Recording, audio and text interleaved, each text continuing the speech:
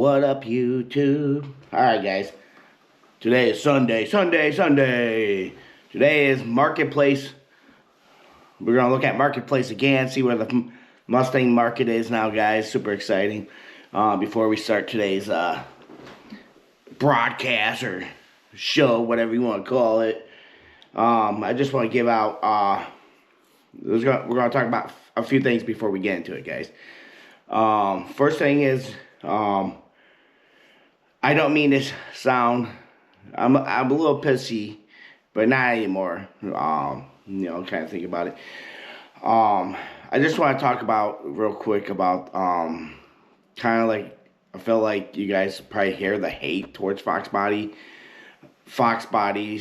We're talking about the body style, so 79 to 93, guys. Anyone out there that don't know, when somebody say, hey, foxbody, they're talking about the actual foxbody from 79 to 93 Mustang. We're not talking about the chassis. Now, if you're talking about the chassis, guys, then you would say foxbody chassis.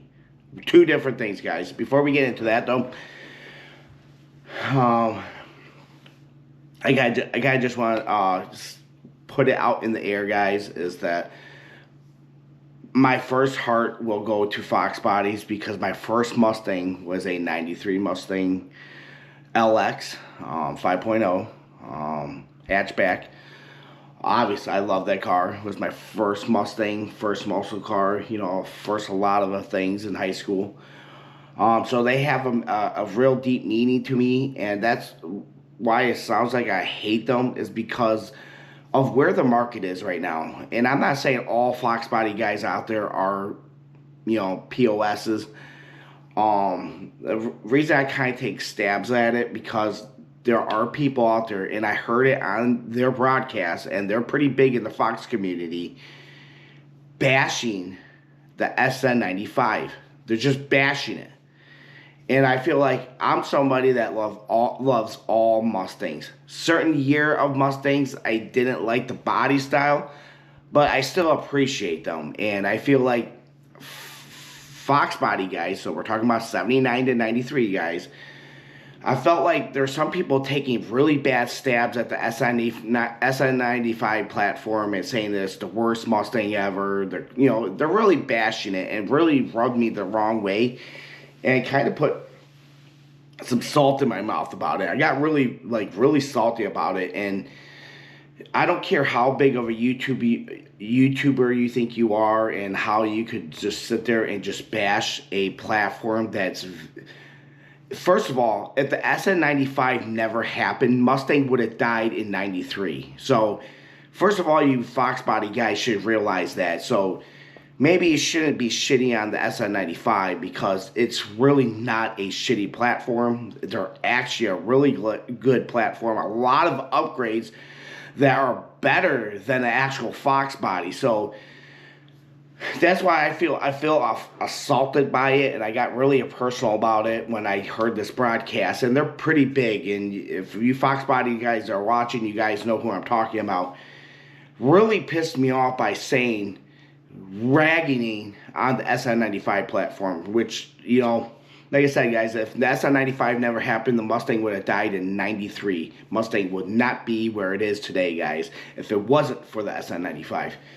And like I said, there's a lot of great... If you did your research, people, you'll realize the SN95 is actually a really great platform.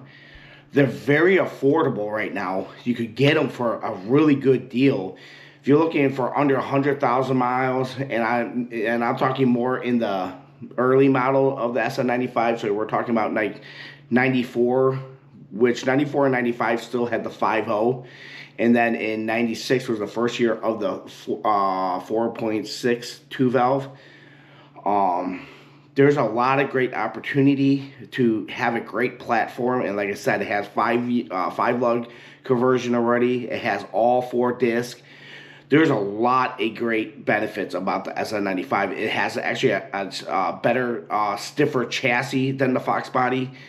There's a lot of great things about it, and like I said, it's still an affordable car. And I kind of took a shot at the foxbody too, so we're talking about 79 and 93, is because there are guys out there that are inflating the pricing of the Fox body, and they are just buying them because they have money. I understand you got millions of dollars, you don't know what to do, and you just want to go midlife crisis on it and go buy a Mustang and build a $500,000 car with it.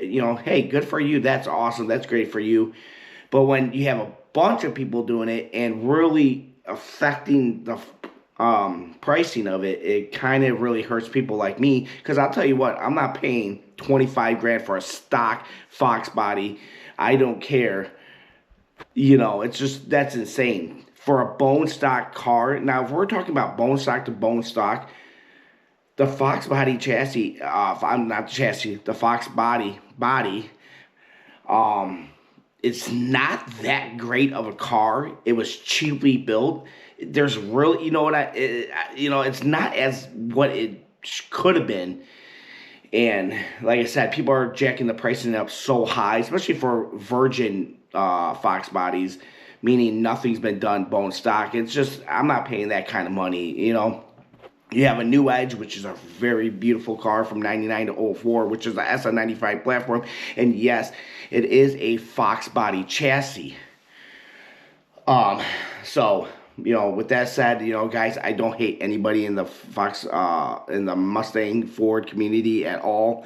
Sometimes I'm just angered of where the market is and what people are doing to jack the price, because they have the money to spend. Oh, they're willing to spend 25. I'm not willing to spend. I work hard for my money, and I'm not going to spend 25 grand on a bone stock 93 Mustang. I don't care if it's the original paint.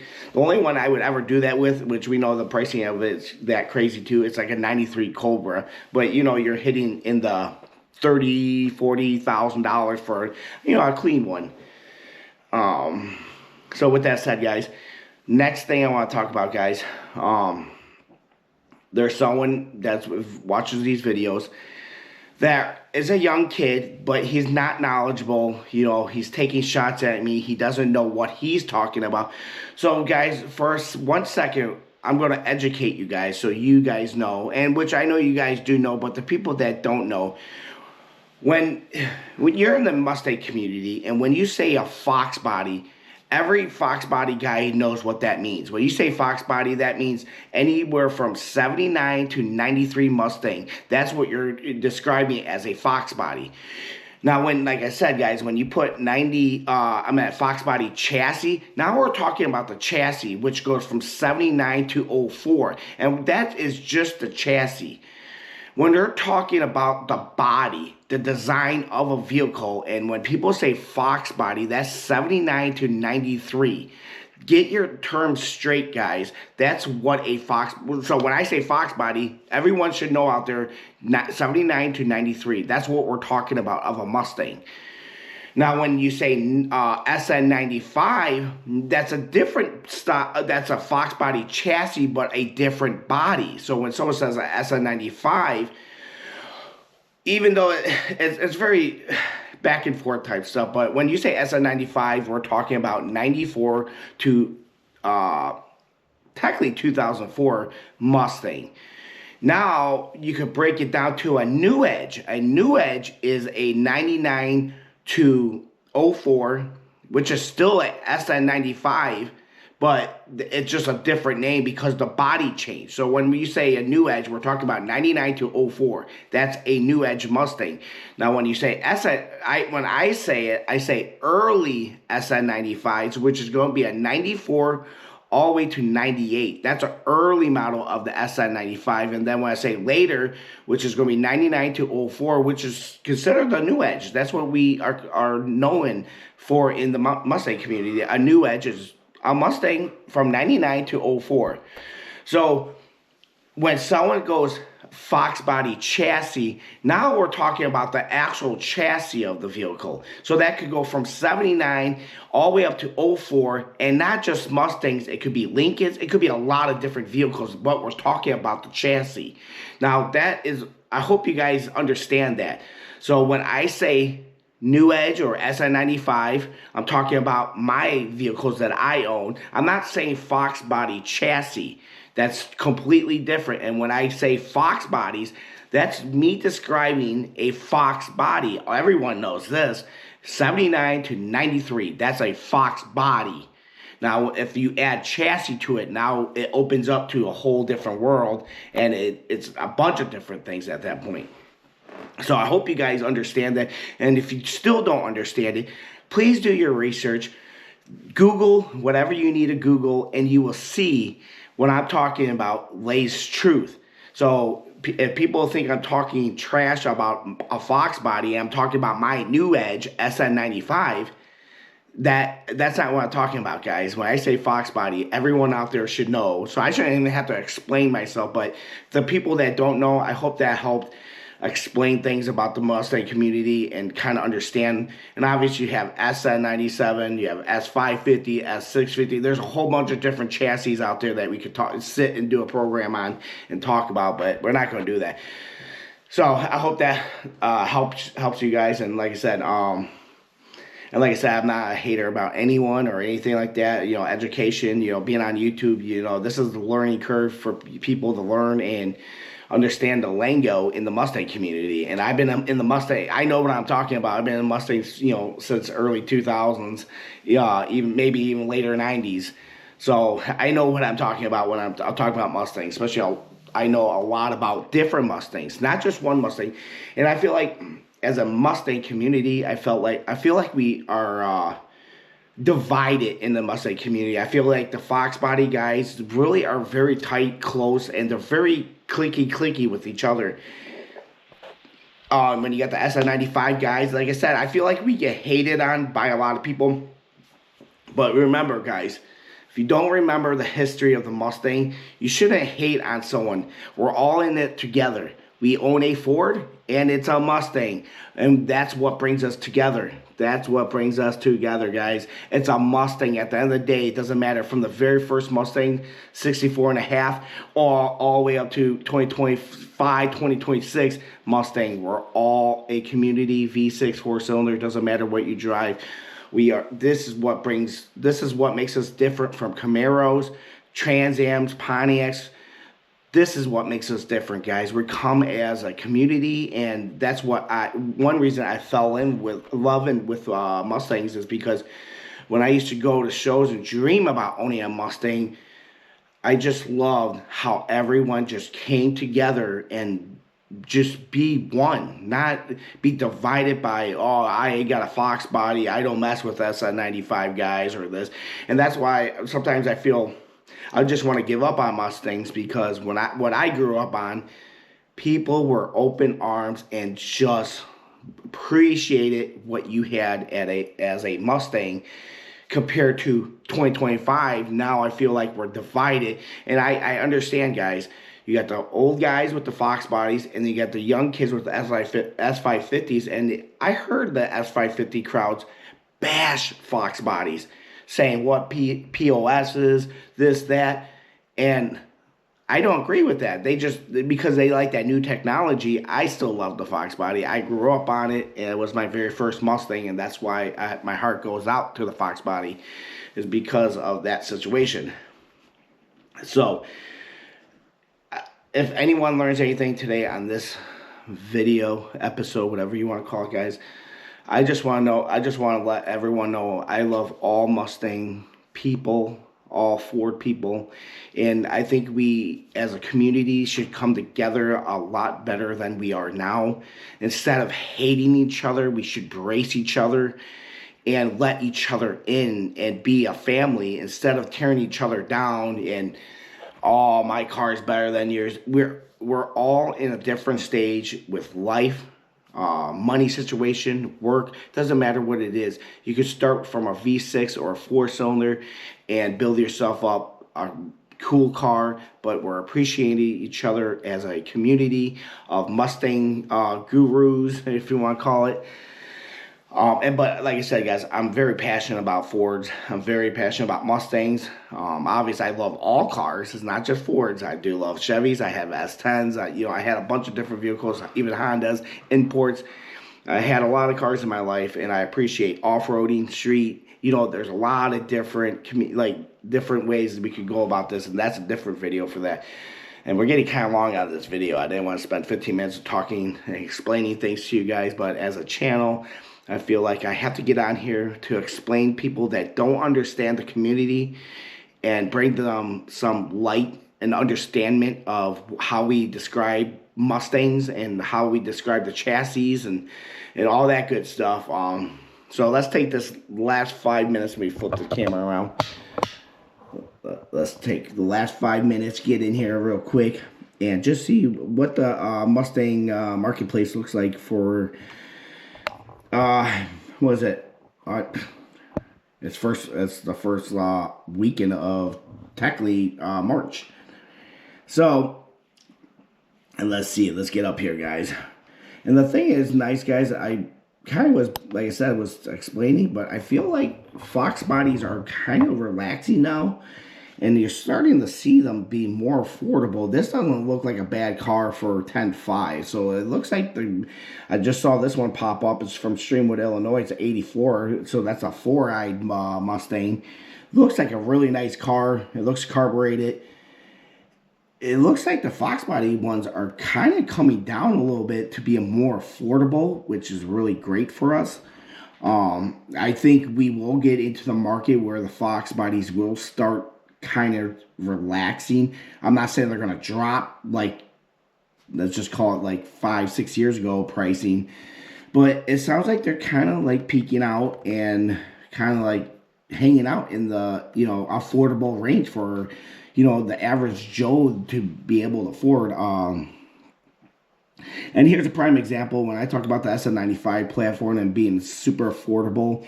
You know, here's a 2004 GT. Obviously, we don't know what the conditions are, but, you know, they're $5,000, so they're very, very affordable. Here's a 95 Mustang. I don't know if it's a V8. I'm not going to click on it, though. But here's another 94. This is a GT, so this has the 5.0 in it. You know, it's asking $7,000. You know, it looks like a very decent looking car. So the nice thing is, guys, it looks like I said, SM95s will hopefully stay still affordable for the next few years until they start climbing up in value, and that will be nice for us, but I don't want them to go out of control like the fox body ones. Here's another one, a coupe for $8,000. That doesn't seem like a very bad deal at all. And like, oh, here's another one, $9,000. So like I said, it looks like the fox bodies are actually getting to become more affordable now. Which is nice. Obviously, when spring gets here, it might change a lot. So keep an eye on that. But, you know, it doesn't look bad, like I said. I don't see any, like, crazy pricing. Here's another 95 GT for $8,000. Obviously, that's a SM95. But yeah, guys, like I said, I'm just going to do this a quick little video real quick. I don't want to make this thing too long for you guys. But I just want to show you where the market is. And obviously, this is Chicagoland area that we're looking at. One thing you have to understand, guys, is dealers are kind of getting in on this Mustang craze. And like I said, some of them want stupid money for cars that just like, it's very questionable. Here, I know this dealer. I've seen actually a few of those cars, and obviously I posted some of theirs. So this is a 2004 Mustang GT Whipple supercharged, but they're asking $16,000, and I think that is way too much for a car that you don't know what's built, unless he has receipts. It's a convertible too. I feel like that's definitely a lot of money for a convertible. It doesn't look bad. I don't know if I'm a huge fan of the headlights. No, the hood is very questionable. I don't like it. See, look how dirty it is, guys. See, it's just, I don't know. I feel like that. I think that's a lot of money. A lot of money for a car that is not that clean. I think that's, I understand it's a Whipple supercharger. I get it. It's not a Whipple on an S550, which is different. I think they're way, way, way overpriced for this. I don't know. It looks really clustered in here. Alright, I went a little too fast. Alright, it looks like it has some good stuff on it. It's not like completely. The seats kind of look cool. I don't know. I don't like the mats. It has a flat bottom steering. Like I said, the car overall being clean now. I think this is way too much for this car. Yeah, I'm a big New Edge guy too, guys. You know this. But I think it's way too much. And the weird thing is, why does it have Mach? No, it says GT on it. Why does it have a Mach? Like, I don't know, something. I hate when people change the gauges, like cluster on Mustangs, because it's like, if it's not original, do you know if that's original miles? Like, there's could be a lot of questions. Okay, the every car it does have the. I wish my car had the 1000 system in it. Does it say how much money? Oh, it has a built motor. It has blower cams in it, so the whole motor is done. Does it have heads? Trick flow fast cast. Oh yeah, those have fully built motor and everything. Like I said, I think it's still a lot of money for a car that not even clean. I wonder what they paid for it. You know, they stole that car. This car is still for sale, which I'm kind of shocked, guys. A 95 5.0. I think this is a turbocharged one. It looks super clean.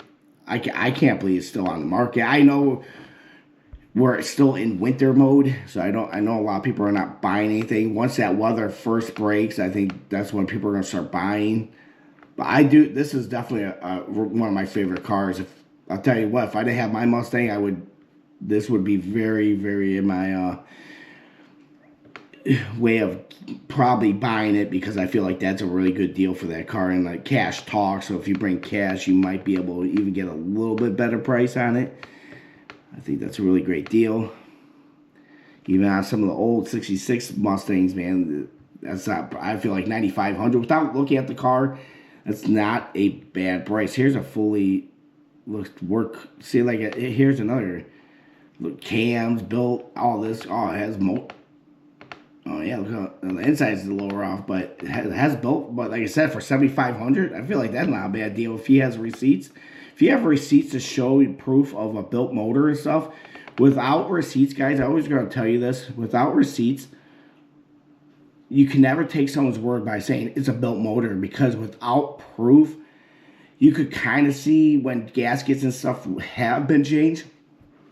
But just remember, guys, without like receipts and like really seeing the details that it's definitely built, you have to look at it as a stock car at that point. You know, like I said, paperwork is the most important thing about a vehicle. So if you don't get your paperwork straight, I feel like you might be digging yourself into a hole, which is crazy. Let me flip this back around. Sorry guys, I'm gonna flip it back around. We're getting into a 25-minute video. I didn't want to be spending this much video on it, but it is Sunday. I do want to give you guys a video. But overall, I feel like the marketplace with Mustangs right now are pretty fair. If you are in the market on getting a Mustang, definitely there are some good cars for a great price. So keep that in mind. Hold on, guys. I want to grab something real quick. Hold on, guys. I want to grab something. I want to show you something.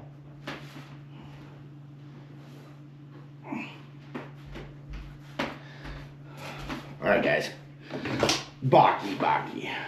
Okay. Alright, guys. On all my builds, motorcycles, cars, trucks, all my personal stuff that I own, guys. Let me just show you. This is the Bible right here, guys, of your vehicle. This is great information for anyone that, if you're going to sell your car, this is great stuff to have. Very great stuff to have. The reason I say that, guys, this is a book. I am going to flip it around. I'll show you guys real quick. This is going to be your Bible for your car, guys. Whenever you're doing a build, this is a must. If you are in the market to sell, and if you're not in the market to sell, it's good to have, because if you have done a lot of work to your vehicle, You want all your information. So if you need to do something, and this is pretty much my Bible for my 2004 Mustang GT. It goes into Carfax stuff when I bought it. I keep original paperwork from the vehicle when it was bought in 2004. All the stuff that they bought it from the dealership, which is cool to have. It's just great to have this information with you guys.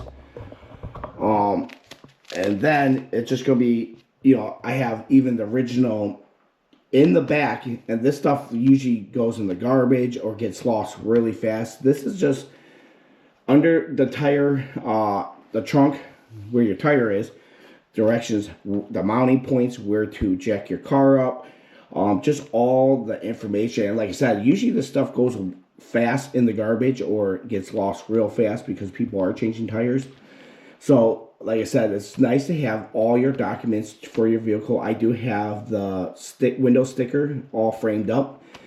And then the receipts of all the parts that you have bought for your vehicle. Every single receipt, guys, even from O'Reilly's, wherever you're buying parts, the tire changes, all that stuff, it's great to have. Now your next step is going to have all the parts that you bought have directions, how to install.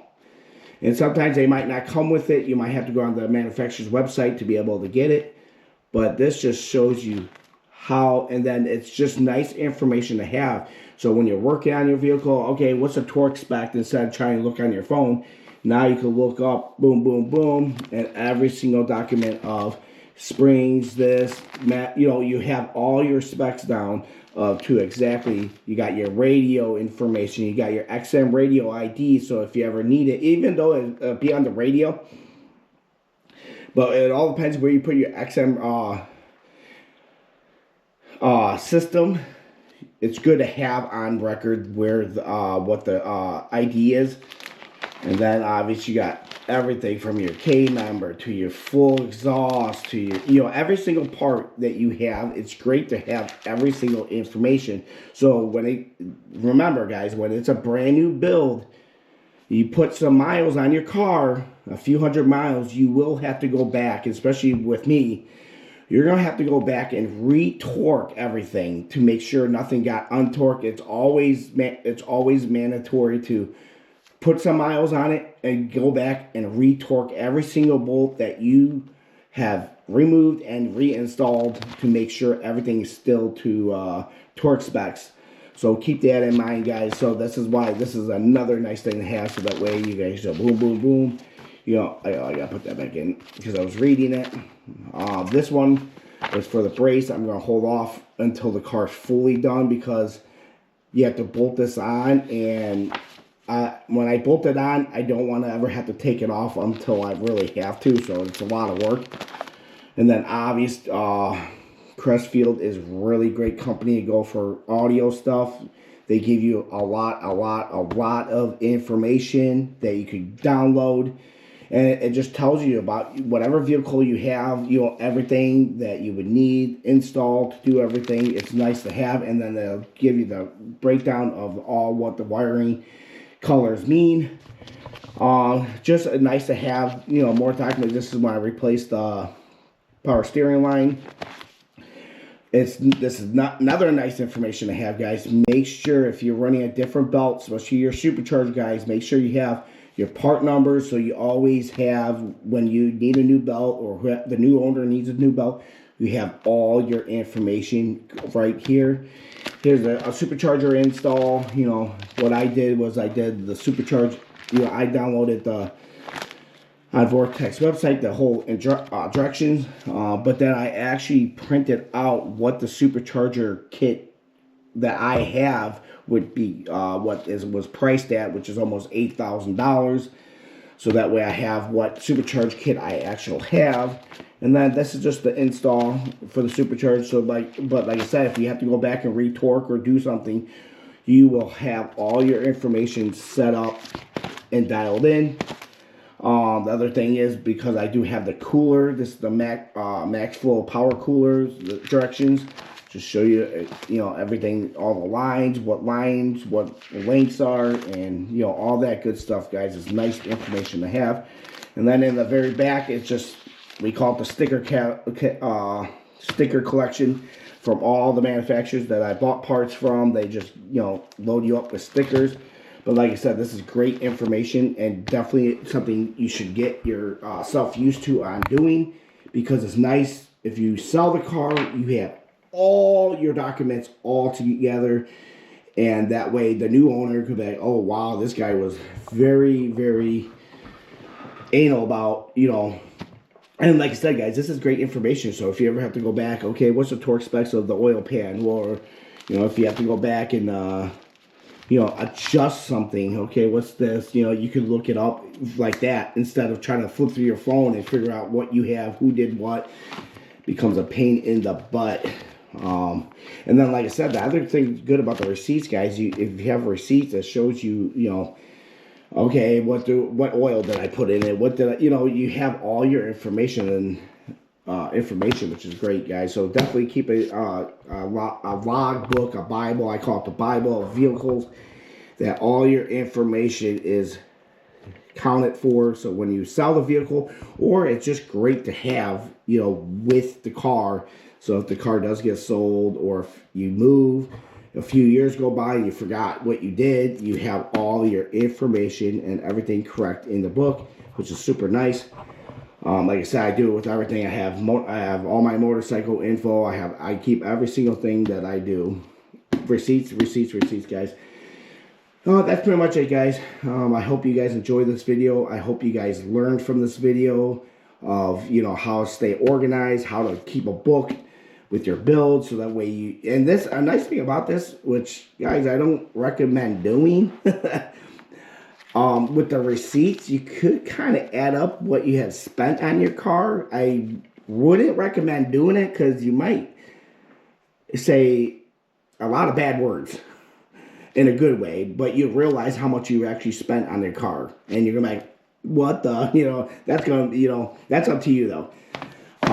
Thanks for watching, guys. Please like and subscribe, and I stay tuned for the next video. I actually have a really great video coming, guys. So I hope you guys really like it.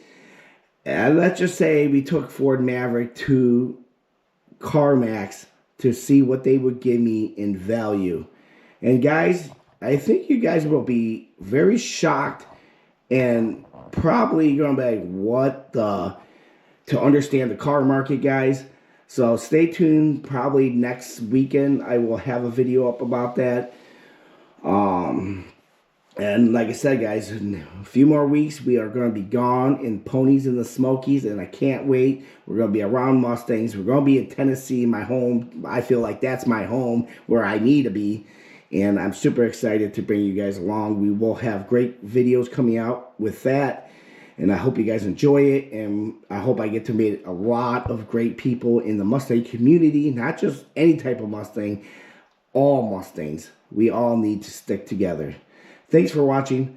Please like and subscribe. And give a big likes for this video, guys. It's staying positive and being positive. And that's all we can.